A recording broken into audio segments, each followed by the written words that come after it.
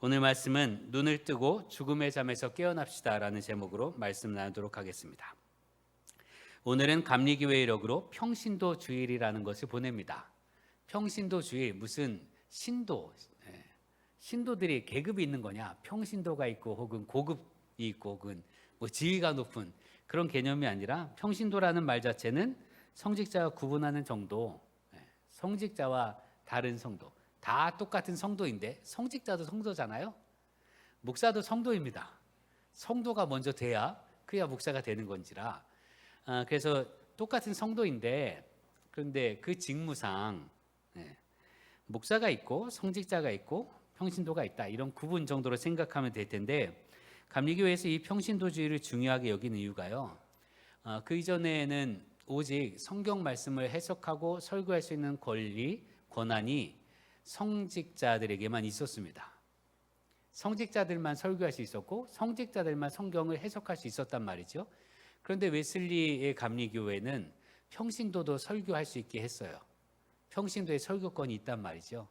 그래서 여러분, 간혹 장로님들이 새벽에 설교하시잖아요. 우리 장로님들 설교를 너무 잘하셔요. 그렇죠? 은혜가 돼서.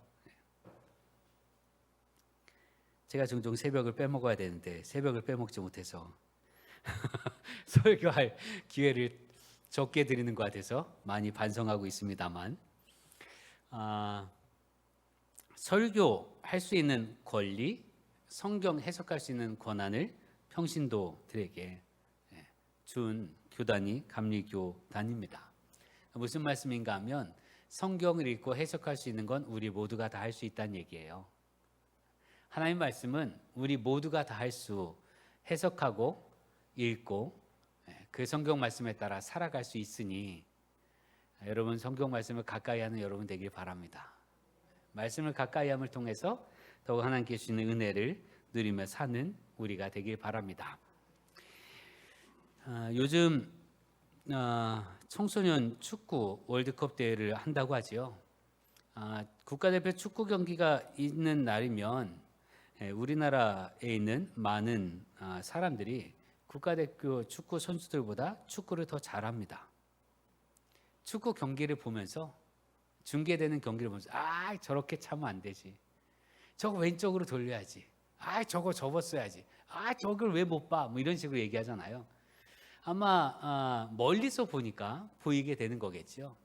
또 더 나가서 어느 해설가가 이야기하는 바를 보면 축구든 농구든 뭐 배구든 스포츠에 저 선수 이제 눈이 뜬 것 같아요. 저 선수 이제 드디어 축구에 눈을 떴네요. 뭐 이렇게 얘기하거든요. 그만큼 평소에 보지 못하던 것을 보았다는 이야기이기도 하고, 한계를 뛰어넘어서 본질에 가깝거나 문제를 뛰어넘었다라는 걸 말하기도 합니다. 본다라는 건 대단히 중요합니다. 지금 내 시야에 갇혀서 이것만 보게 되면 보지 못하는 것들이 있잖아요. 조금 넓게 보고 조금 깊게 보면 내 삶에 대해서도 다양하게 볼 수 있을 텐데, 내 삶의 본질, 내 삶의 모양, 내 삶에서 어떤 것이 중요한지 알 수 있을 텐데, 늘 좁게 보고 늘 얕게 보니까 삶의 문제를 겪는 거지요. 물론 좁게 본다라는 것, 그것이 모두 나쁜 건 아닙니다. 집중력을 요할 때는 좁게 봐야 되겠죠. 그래서 승마할 때 승마 경기 있잖아요. 경주, 뭐 마장마술 이런 거 말고 경주하는 승마를 보면 말의 눈을 가려놔요.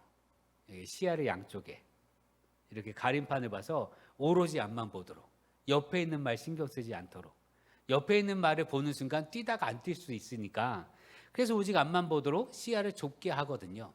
그러니까 시야를 좁게 한다는 건 집중해서 본다라는 의미가 있어서 필요한 부분도 있으나, 그러나 바라기는 우리의 시선은 언제나 넓고 깊이가 있기를 기도합니다. 내 삶을 좀 꿰뚫어 보았으면 좋겠어요. 여러분 옆에 있는 사람의 삶을 훈수를 잘 두잖아요. 누가 이거 어떻게 하지? 그러면 그건 그렇게 해야지, 그건 저렇게 해야지 라고 다 훈수를 둡니다. 왜요? 보이니까. 정작 그 본인이 보지 못하는 것들을 보기 때문에 그렇습니다. 바라기는 우리 넓게 또 깊게 봄을 통해 우리의 삶을 빚어가시는 하나님의 은혜 누리길 기도합니다. 설교에서도 이렇게 보는 것에 대해서 말씀드린 이유는 오늘 본문이 보는 것과 관련이 있기 때문에 그렇습니다. 3절 말씀 보면 여호와 내 하나님이여 나를 생각하사 응답하시고 나의 눈을 밝히소서 두렵건대 내가 사망의 잠을 잘까 하오며 라고 말합니다. 나의 눈을 밝히소서.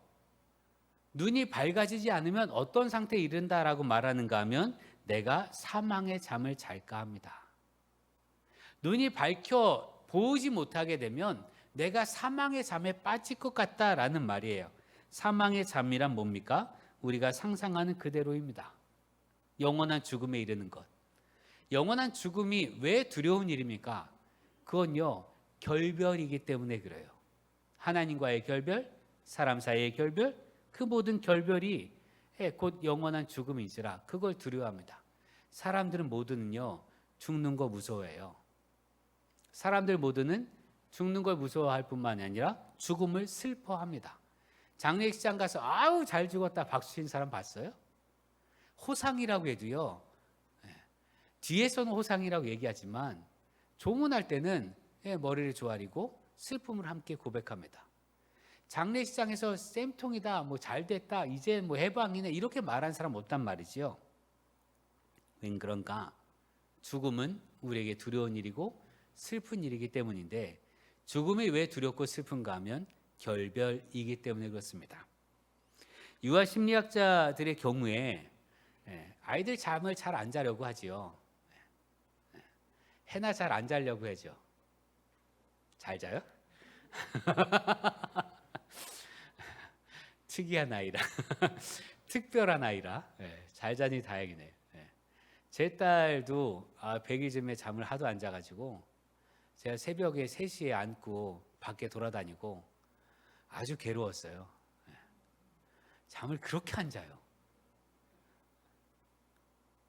지금은 잘 잡니다. 근데 유아들의 경우에 왜 잠을 안 자려고 하는가? 잠자면 그것을 결별이라고 생각한다는 거예요. 지금 눈을 뜨고 막 보잖아요. 보는 거 엄마 아빠 있고 날 잘 놀고 하잖아요. 근데 잠들면 이게 다 사라진다고 생각한다는 거예요. 그 유아들은 잠을 통해서 죽음을 경험합니다. 죽음이 뭡니까? 결별하는 거예요. 죽음은 이별이에요. 다시 보지 못하는 게 죽음 아니겠습니까? 그러니까 유아들은 본능적으로 잠을 자면서 죽음을 경험합니다. 그리고 그 다음 날에는요, 부활을 경험하는 거예요. 이게 유아들에게 주신 하나님께 주신 신비인데 죽음에 대한 인간의 본능적인 사고는 결별입니다. 결별은 두려움을 포함합니다. 지금 사랑하는 사람들과 연결되어 있는데 이 연결이 모두 끊어지면 사랑도 끊어지기 때문에 그렇습니다. 시인이 고백한 죽음의 잠이란 내 생명의 근원 되시는 하나님과의 결별을 뜻합니다. 하나님, 내가 눈이 뜨여지지 않으면 영원한 죽음의 잠에 빠질 텐데 영원한 죽음의 잠에 빠지는 곧 하나님과 결별 아닙니까? 그러면 내가 살 수가 없습니다 라고 이야기하는 거예요. 하나님과 결별되면 어떤 일들이 벌어집니까? 4절 말씀, 두렵건대 나의 원수가 이르기를 내가 그를 이겼다 할까 하며 내가 흔들릴 때 나의 대적들이 기뻐할까 하나이다. 나의 대적들이 내가 하나님과 결별되면 그걸 보고 흔들리는 내 모습을 보고 기뻐할 것. 그것이 걱정이고 염려이고 속상함이고 안타까움이다라는 얘기죠. 하나님과 결별되는 것 누가 좋아하겠습니까? 사탄과 마귀가 좋아합니다.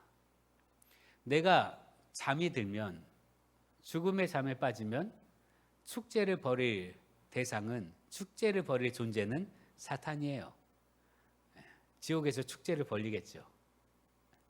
내가 잠을 깨면 하나님의 나라에서 기뻐하시고 하나님 나라의 잔치가 벌어지고 지옥에선 슬퍼하겠지요.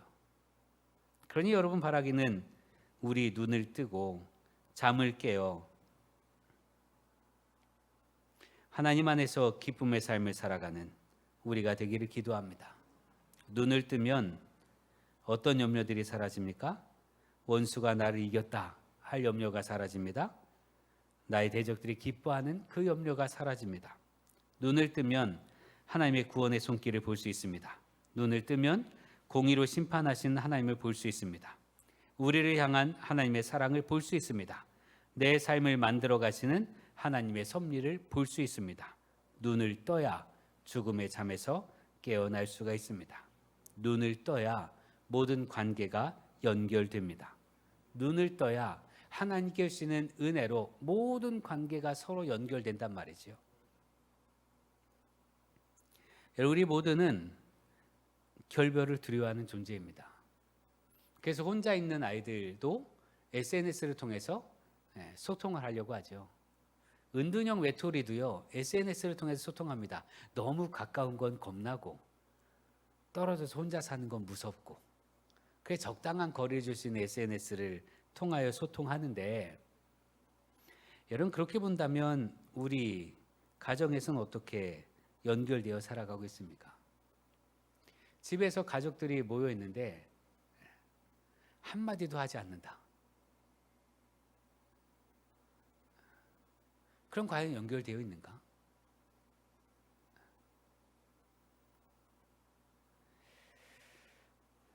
바라기는 우리 눈을 뜨고 하나님의 섭리와 하나님의 은혜와 하나님의 지혜를 통하여 갈라진 가족들도 회복되고 무너진 관계도 회복되고 무엇보다 하나님과의 관계가 온전히 회복된 우리가 되기를 기도합니다.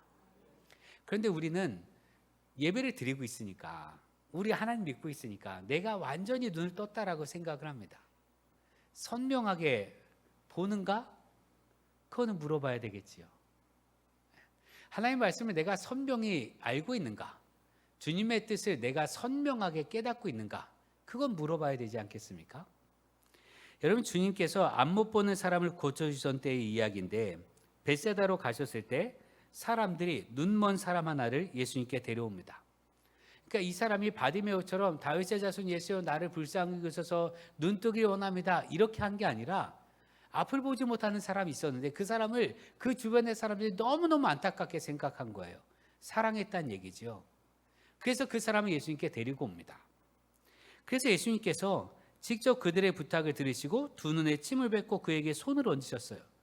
바디메오는 그냥 말씀으로 그의 눈을 뜨게 하셨는데, 이 사람은요, 그 사랑하는 것들이 너무나 예뻐 보였는지 직접 손을 대서 안수하시면서 눈을 뜨게 해주셨습니다. 그리고 물어보셨어요. 뭐가 보이니? 그러자 그 사람이 대답합니다. 마가복음 8장 24절에 보면 쳐다보며 이르되 사람들이 보이나이다. 나무 같은 것들이 걸어가는 것을 보나이다. 사람들이 보입니다. 근데 나무 같은 게 걸어다니는 것은 보인다는 거예요. 제대로 못 보는 거죠.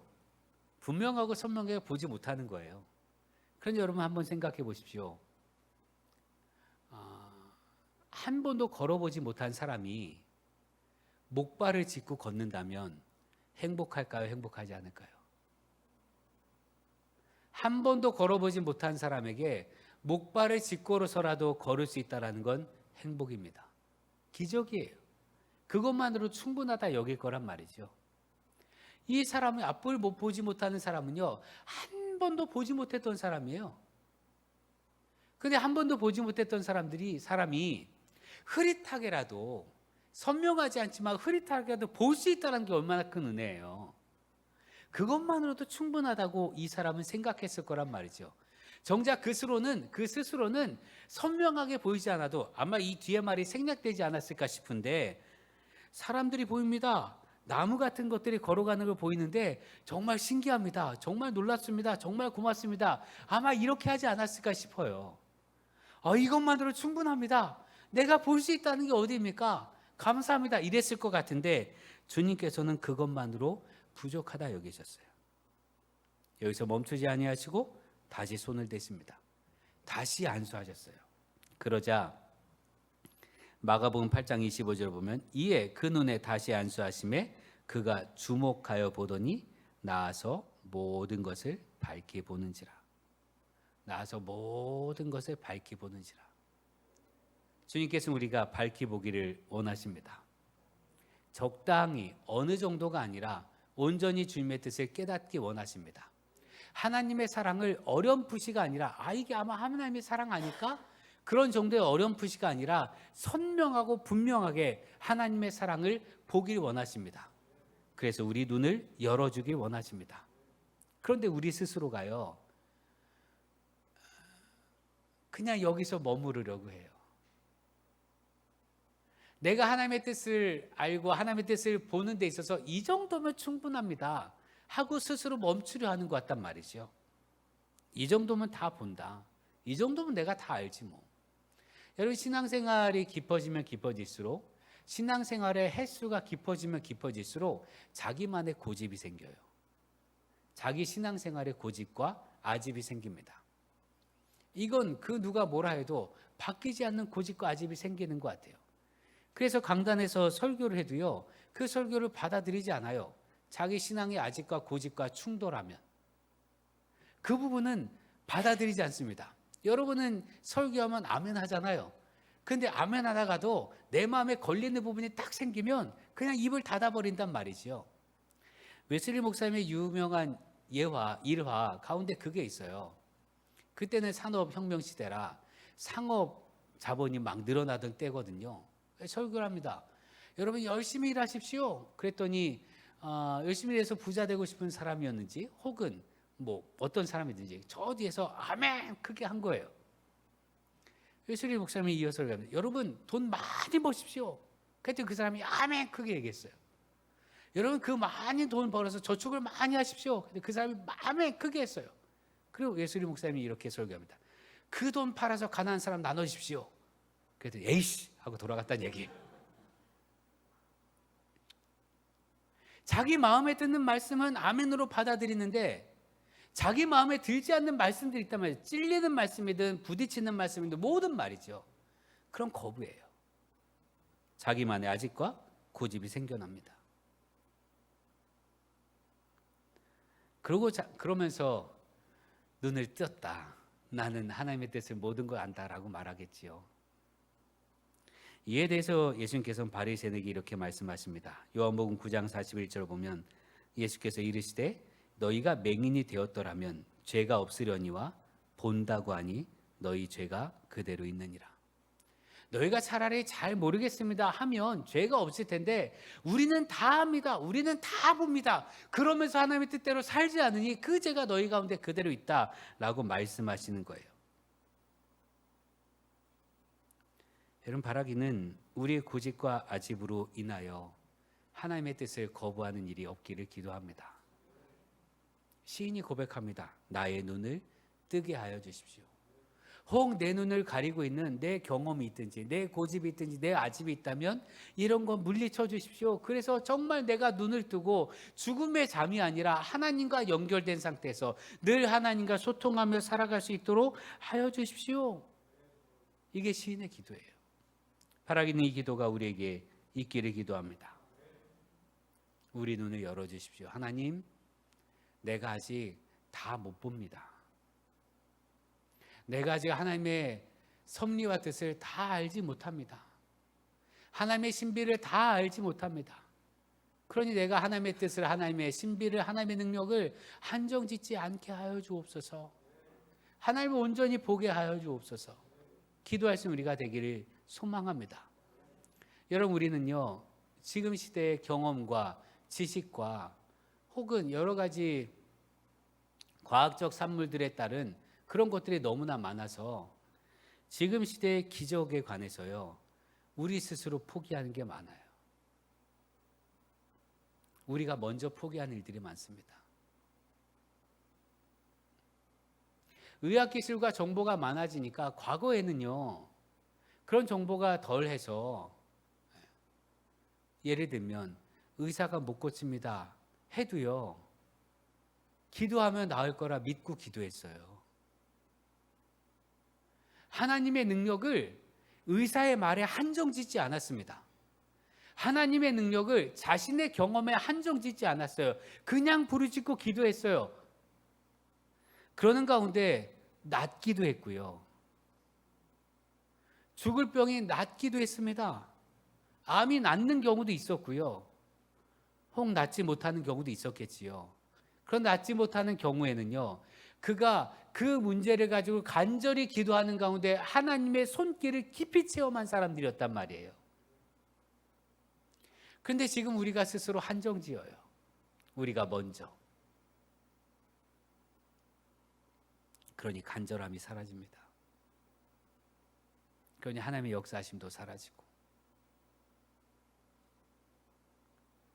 내 기도대로 하지 않으신다 할지라도 그 기도하는 가운데 내 마음을 어루만지시고 하나님 나라의 기쁨을 충만케 하시고, 그 어떤 고난이 있는 상황이라 할지라도, 그 어떤 아픔이 있는 상황이라 할지라도 뛰어넘게 하시는 은혜가 있는데 그 은혜를 누리지 못해요. 여러분, 바라기는 우리 눈을 뜨고 우리의 경험과 지식과 우리의 아직과 고집을 내려놓고 전적으로 하나님 안에 안기는 우리가 되기를 기도합니다. 전능하신 하나님이에요. 하나님은 전능하신 하나님이십니다. 그 전능하시다는 말엔 못하실 일이 없다는 말씀이에요. 못하실 일이 없으신 하나님을 온전히 나의 하나님으로 믿고 받아들이는 우리가 되길 기도합니다. 내 스스로 하나님을 한정하지 마십시오. 내 스스로 하나님의 능력을 한정 짓지 마십시오. 하나님은 당신들이 생각하는 그거보다 더 크십니다. 하나님은 우리가 생각하는 것보다 크신 하나님이십니다. 우리가 상상할 수 없는 일을 이루시는 분이 하나님이십니다. 그러니 그 하나님을 의지하고 그 하나님께 기도한 우리가 되기를 소망합니다. 그래서 죽음의 잠에서 깨어서 모든 결별이 깨어지고 도리어 모든 연결들이 있게 되는 은혜가 우리에게 있기를 소망합니다. 여러분이 갈라진 가족의 관계가 있다면 전능하신 하나님께 기도하는 여러분 되길 바랍니다. 그래서 모든 원수되었던 것들이 화해케 되는 은혜가 있기를 소망합니다. 여러분의 질병이 있다면 육신의 질병을 고치실 하나님을 온전히 믿기를 기도합니다. 우리의 생명은 하나님께 달려 있습니다. 그 어떤 것이든 오직 하나님을 의지하는 가운데 주님의 구원을 기뻐하는 우리가 되기를 기도합니다. 마치 시인의 5절의 말씀처럼 나는 오직 주의 사랑을 의지하였사오니 나의 마음은 주의 구원을 기뻐하리이다. 주님의 구원하심을 기뻐하며 그 구원의 감격 속에 살며 오직 하나님과 연결되어 모든 것을 뛰어넘는 믿음의 삶을 살아가는 우리 모두가 되길 주의 이름을 축원합니다. 기도하겠습니다. 은혜의 주님, 우리 감겨진 눈을 열어주시고 흐릿하게 보던 하나님의 말씀을 선명히 보게 하옵소서. 죽음의 잠에 빠져서 하나님과 결별되지 않게 하시고 살아 역사하신 하나님 안에서 깨어 살아가는 우리 되게 하옵소서. 주님께서 눈을 열어주심으로 눈앞의 환경에 지배당하지 않게 하시고 환경을 다스리시는 하나님의 손길을 바라보며 살게 하옵소서. 믿음으로 살아가서 하나님의 살아계심을, 하나님 안에 참 생명과 평화가 있음을, 하나님의 역사하심 속에 온전함과 치유, 구원의 은혜가 있음을 드러내게 하옵소서. 우리를 고쳐주시되 육신의 질병으로부터 자유하게 하시고 마음의 질병에서 놓이게 하여 주옵소서. 소망으로 일어서게 하시고 하나님 나라의 기쁨을 누리며 살게 하옵소서. 예수님의 이름으로 기도합니다. 아멘.